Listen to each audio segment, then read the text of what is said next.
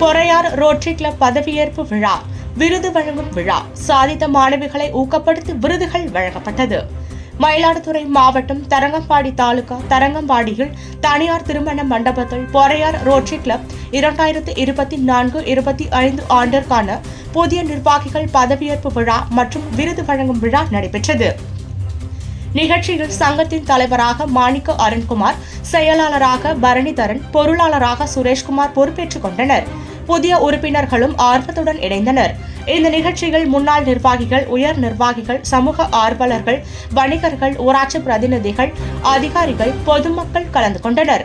நிகழ்ச்சிக்கு பெருமை சேர்க்கும் விதமாக பல்வேறு துறைகளில் சிறப்பாக பணியாற்றும் நபர்களுக்கும், குறிப்பாக சிறந்து விளங்கும் சாதனை புரியும் மாணவிகளுக்கும் விருதுகள் வழங்கி கௌரவிக்கப்பட்டது. அனைவரையும் கவர்ந்தனர். நிகழ்ச்சியில் விருது பெற்றவர்களை கௌரவிக்கும் பொழுது அனைவரும் கைத்தட்டி பாராட்டுகளை தெரிவித்தனர்.